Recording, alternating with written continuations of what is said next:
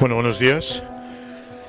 Mi nombre es Josep Rodríguez, soy el Sales Manager de Atomian y yo os voy a hablar de la computación cognitiva.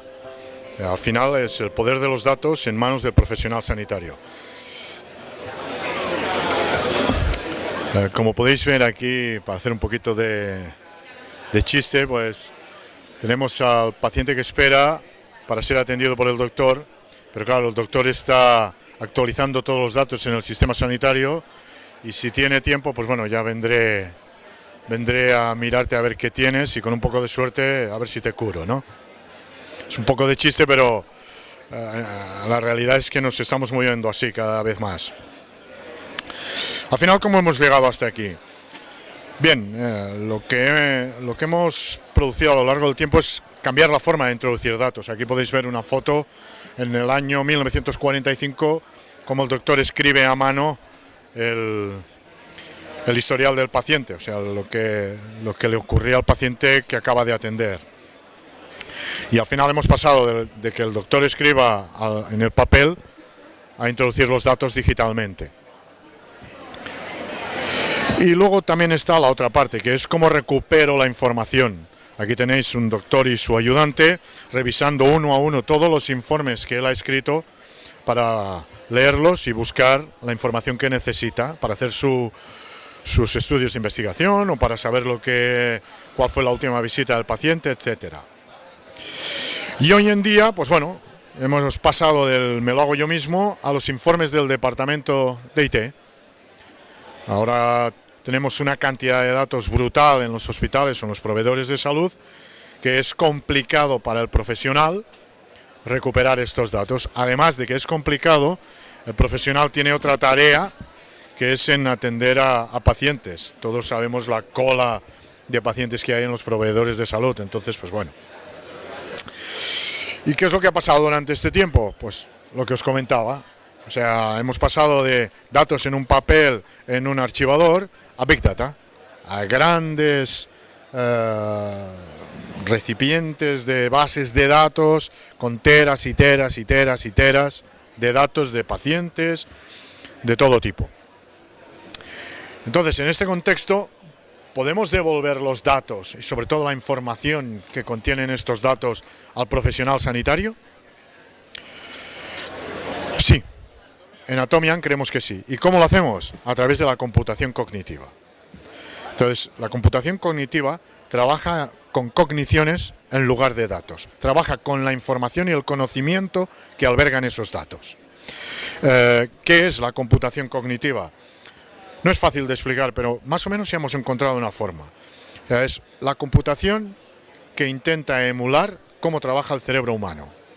Evidentemente, salvaguardando las distancias, porque el cerebro humano es muy complejo, pero al final nosotros lo que buscamos es eso, un cerebro digital que sea capaz de interactuar con el profesional sanitario y ayudarle en su día a día de una forma sencilla, fácil y que permita al médico o a la doctora atender al paciente y a la vez ir acumulando esos datos y sabiendo los datos antiguos, el historial. Entonces, ¿cómo lo hacemos desde Atomian? Bueno, como podéis ver, pues tenemos los datos que provengan de analíticas, informes de altas, historial, informes, historias clínicas, historias médicas, etcétera, que están albergadas en los sistemas hospitalarios. Nosotros lo que hacemos es acceder a esos datos que están albergados, ingestarlos y enseñárselos a un cerebro digital. Hay que explicárselos. El cerebro digital contiene además diccionarios médicos, contiene SNOMED, contiene CIE 9, CIE 10, contiene diccionarios de procedimiento, diccionarios médicos, diccionarios de enfermedades, etcétera, etcétera, diccionarios de farmacología de diferentes profesionales del sector, que luego lo que hace es cotejar la información. Una vez tiene estos datos ingestados, ponemos allí donde pone Atomian, en el cuadrito, ponemos ese cerebro al servicio del doctor, al servicio de la doctora, al servicio del personal sanitario, enfermera, enfermero, personal administrativo del hospital, para que puedan extraer la información de estos datos y el conocimiento de estos datos. Fijaros que cuando hablo de datos hablo de información y de conocimiento. no de los datos en sí. Los datos en sí ya los tenemos, están en los sistemas hospitalarios. Yo hablo de la información y del conocimiento que albergan y esconden esos datos, que es diferente. Entonces, ¿qué gana el clínico con la computación cognitiva? Es una mayor comprensión de las historias clínicas. ¿Por qué? Porque el cerebro, para interactuar con el doctor o la doctora, lo hacemos a través de un web, que es una interficie web, pero a través del lenguaje natural. O sea, el doctor y doctora conocen la información y el conocimiento de los datos a través del lenguaje natural. ¿Cuántos pacientes atendí ayer que presentaron un cuadro diagnóstico de ILEO? Preguntar eso es los profesionales donde estamos trabajando. Estamos en 7 proveedores del mercado catalán. Le han bautizado así familiarmente el Google del hospital, porque es una barra donde pones tu pregunta y recibes la respuesta. Luego lo veréis. Entonces, les damos una mayor comprensión de historias clínicas o de historias médicas, poder compartir el conocimiento de casos similares o estudios de investigación que han hecho con otros colegas, identificar la información esencial sobre los pacientes. O sea, somos capaces de decir que este paciente tiene un cuadro diagnóstico concreto, pero ojo, es alérgico a, en la misma respuesta, aunque no lo hayas preguntado. ¿Por qué? Porque esa información el doctor la debe saber de antemano. Detectar casos centinela de forma más eficiente o casos basados en consecución. Si entran 5 pacientes de un radio demográfico concreto, presentan el mismo cuadro diagnóstico, por favor, mandar un email de alerta a, por si empieza una pandemia, por si empieza una epidemia. Datos en tiempo real. No nos importa cuántos datos entren, trabajamos Big Data, pero además no trabajamos en conjunto con la fuente de datos ni con el software del hospital. Trabajamos en paralelo, por lo que no somos intrusivos. Pero sí podemos acceder a la fuente de datos cada vez que queráis o a tiempo real. Eso al final lo dictamina el proveedor, el hospital o nuestro cliente. Y encontrar información precisa en farmacología o emitir listados de pacientes con las dosis de fármacos que van a tomar, o emitir listados con los fármacos que deben tomar y los que no se les puede administrar. Eso lo escoge un poquito el departamento de farmacología de los proveedores. Y luego, aparte de trabajar con los hospitales o las clínicas o los proveedores, también trabajamos para los grupos de investigación. El Instituto de Recerca Biomédica, el Instituto de Genoma, etcétera, etcétera. Y allí, ¿cómo les ayudamos? Pues en compaginar información técnica de fármacos y combinarlos con un CRM. Al final el CRM contiene la información del paciente. Identificador, indicadores de comportamiento, cómo se está comportando un fármaco en diferentes poblaciones o en diferentes sexos o en diferentes edades. Realizar estudios de diferentes equipos en el seguimiento de una medicación. Compartir conocimiento entre profesionales. Al final, el conocimiento se anonimiza, por lo tanto no se liga a un paciente cuando quieres compartirlo. Pero sí puedes compartir la información y el conocimiento que te ha dado de tu estudio. Automatizar procesos, los que os comentaba, la información. Estudiar el comportamiento de los fármacos, también ya os lo comentaba. Poder explicar un fármaco en toda su posología. Es una cosa que, como sabemos leer PDFs y documentación y extraer la información y aprenderla, también podemos leer un prospecto de un fármaco.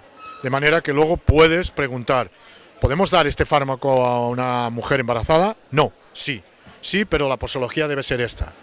En vez de leer tú el prospecto, preguntas directamente por la información que necesitas. No hace falta que leas, igual que las historias clínicas. Si quieres saber si a un paciente le ha ocurrido algo, preguntas por eso, no hace falta que te leas la historia clínica. Y aquí tenéis pues, un par de pantallazos de cómo es la herramienta. Lo que os comentaba, veis al lado de Atomian, pues la barra que se parece a Google, ahí escribirías tu pregunta y luego debajo pues obtendrías tu respuesta. Si tiro un poquito más para adelante, aquí lo veis más claro. Entonces, el cerebro siempre entiende que tiene que darte la máxima información posible, aunque no hayas preguntado, pero que haga referencia a algún campo que has preguntado. Sobre todo porque debe avisarte, lo que os decía antes, ¿no? En caso de que un paciente sea alérgico a. Aunque no lo hayas preguntado, el cerebro entiende que es notorio hacerte saber en ese momento esa circunstancia. Y luego, bueno, a la derecha podéis ver cuadros, comandos. El naranja es de consecución. El rojo también es de consecución según vayan entrando. Y luego el resto, pues bueno, son cuadros de comando que se fabrica el propio médico. Estos cuadros de comando no los fabrica el departamento de IT, no los fabrica el departamento de sistemas. Estos cuadros de comando se fabrican con una pregunta. Cuando entren 5 pacientes de un área demográfica de 20 kilómetros alrededor de Sabadell y presenten el mismo cuadro de diagnóstico, por favor envíame un email urgentemente. Así se fabrica un cuadro. No necesitas a los programadores del departamento de sistemas. Para eso utilizamos el lenguaje natural. Para que lo pueda hacer un doctor. Simple y llanamente, sin más. Aquí tenéis cómo se edita el cuadro, el título, la consulta y luego si hay que marcar algún parámetro más, tipo fecha, cantidades o poblaciones o lo que estime oportuno. O incluso direcciones de email para que recibas una alerta los dos doctores o 2 doctoras. Y aquí, pues como podéis ver, ¿a cuántos pacientes de la doctora Oms con cardiopatía se les ha practicado una intervención en enero de 2015? Fijaros la pregunta, ¿eh? ¿A cuántos pacientes es el sujeto? De una doctora en concreto, con una cardiopatía, o podría ser diagnóstico o fármaco, lo que fuera. Se le ha practicado una intervención y luego la fecha que quieres ver. Claro, para saber esto hoy en día los doctores deben pasar esta pregunta al departamento de sistemas. El departamento de sistemas ejecutar con un programador esta consulta en un software especializado y, como sabréis, no pregunta solo un doctor, sino que pregunta a todo el mundo, con lo que la cola en el departamento de sistemas es espectacular. Aquí es tan sencillo como pregunta y recibe la respuesta. Y luego puedes pasarla a Excel, puedes pasarla a un doc, puedes compartirla por email o enviarla a un profesional, a un colega. Es tan sencillo como eso. Pero fijaros, ¿a cuántos? De entrada la respuesta es 6. 6 pacientes. Y luego te detalla los 6 pacientes.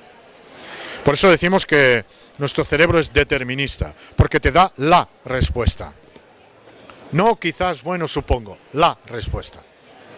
Y luego, bueno, termino con un chiste. Al final, lo que pretendemos es que el médico sea aquel especialista biomédico que te atiende a ti. ¿Por qué? Porque tiene el máximo de información necesaria para poder trabajar contigo adecuadamente. Recordaros que tenemos un stand justo detrás de vosotros, que si queréis ver la herramienta en funcionamiento os podemos hacer una demo. Y si tenéis alguna pregunta, me quedan 2 minutos, 3. Adelante. Si hay alguna pregunta. Sí. Yo no sé si la voy a oír. ¿Sí, ¿se oye? O si no hablo en voz alta. Comentas que todo va con lenguaje natural y que no hace falta IT para que hagan el tema de... O sea, el propio médico puede generar la pregunta en lenguaje natural. ¿Hasta qué punto el sistema es tan inteligente para que pueda entender realmente la pregunta exactamente? ¿O si tiene que haber algún tipo de parametrización específica para poderla...? No. Como antes he comentado, el cerebro tiene ya diccionarios, además de tener, pues, aprendido el lenguaje. O sea, en este caso, o sea, actualmente el cerebro habla perfectamente el español y el inglés. Pero no me refiero a que lo entienda porque lo entiende, sino sabemos la ortografía, sabemos la gramática, sabemos la semántica, aprendemos todos los tipos de episodios que hay, pero además de eso se combina, esa inteligencia o ese saber se combina con diccionarios médicos, con el SNOMED CT, que explica que un dedo forma parte de una mano, que una mano forma parte de un antebrazo. O sea, es un diccionario muy al detalle, pero además contiene un diccionario de términos médicos, que actualmente tenemos 16 millones de términos médicos, que lo que nos ayudan es a encontrar y a entender perfectamente la pregunta. ¿Por qué? Es muy sencillo. Quizá un médico pregunte, ¿cuántas prótesis de rodilla derecha he puesto? Otro te diga, ¿cuántos PRD he puesto? Que es lo mismo. Entonces, pero ha cambiado la palabra. Entonces, ese diccionario de terminología, que también podéis llamarle sinónimos, es lo que le da el conjunto de inteligencia al cerebro para entender la pregunta. Aún así, si escribes algo que no entiende, el cerebro te pregunta qué es esa palabra o a qué te refieres preguntando por eso, porque no te he entendido. Una vez el cerebro te dice eso, también te guía para que le expliques tú qué significa o por qué preguntas de esa forma. De manera que ya se lo has explicado, el cerebro lo entiende, lo computa inteligentemente y nunca más te va a preguntar. A partir de ese día ya lo sabe. Por eso el cerebro aprende solo, pero además tú también puedes enseñarle a tu manera de trabajar. Por eso decimos que autoaprende solo. La otra pregunta sería, entonces, si se quiere aplicar esto en un sistema, no sé, en un hospital o en una organización, si le tiene que enseñar al sistema para esa organización específica, aprende solo, hay que meter unos datos previos. No. Por ejemplo, para traumatología, para una especialidad concreta. En los hospitales ya más o menos lo tenemos solucionado, aunque tenemos solucionado lo que es la terminología normal o el conocimiento normal. Lo que sí hacemos es un workshop, 6-7 sesiones de workshop con el profesional del hospital para saber cómo habla, para saber cuál es su día a día, porque un cirujano habla diferente de un psicólogo, o un psicólogo habla diferente de un psiquiatra. Entonces, debo entender cómo trabajas tu día a día para yo explicárselo al cerebro. Pero aún así, yo lo que hago es una primera parametrización del cerebro para que luego tú lo puedas ir formando con tu día a día. Porque él aprende de tu trabajo. Él memoriza cómo haces tu trabajo diariamente y lo que hace es rectificarse. De forma que cuando mañana preguntes algo que preguntaste la semana pasada, ataca directamente en la respuesta. Porque lleva el aprendizaje de la semana pasada. Es la única forma en la que nos permite poder entrar en los hospitales, poder trabajar en los proveedores de salud, porque es un mundo muy complejo, con una grandísima cantidad de datos y con muchísimos profesionales que cada uno habla y entiende su parámetro o su día a día de una forma concreta. Pero esos workshops hay que hacerlos, son inevitables. Es como formar a un empleado. Al final es un cerebro digital que hay que formarlo, como un empleado más. Perfecto, muchas gracias por las preguntas. Pues nada, gracias a todos.